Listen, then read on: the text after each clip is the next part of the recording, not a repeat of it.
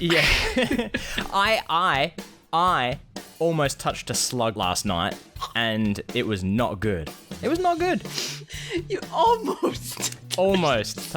It was coming right at me. I was sitting on a wall, and this was in Joondalup, near the old TAFE that I used to go to. So for those listening at home, it was in a suburb of Western Australia at a college that I used to go to.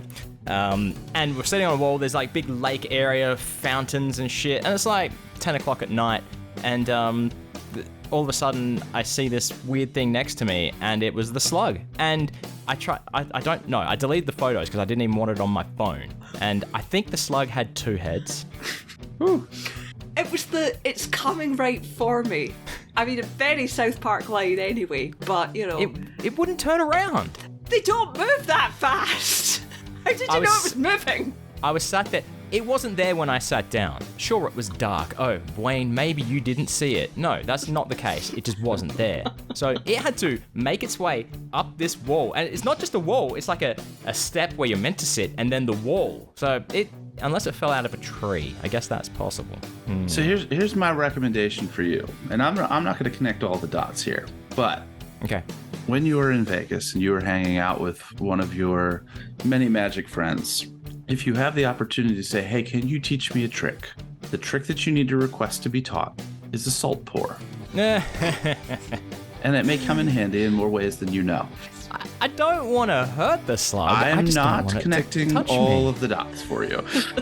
I'm suggesting nothing. Just it might be a good trick to start with. There's some very fundamental magical principles that exist within that routine. It may be a good one to start with.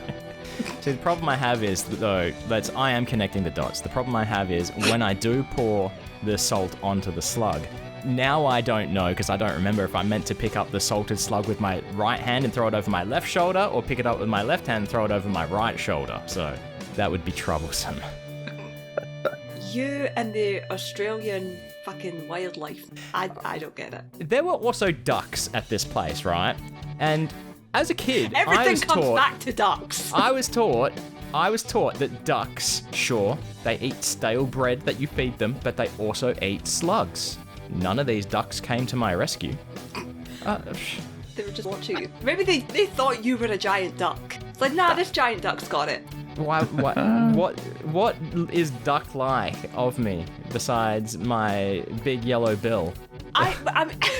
I mean, I'm not saying that you look like a duck. I'm saying like the same way that cats just think we're giant kittens or giant cats. Oh, okay. You know, like, no, that's a weird looking duck, but it's giant, so it must, it knows what's going on. Oh, what I'm hearing is I am the king duck. Yeah, okay. Yeah, okay. Yeah. King All right, of the ducks. Cool.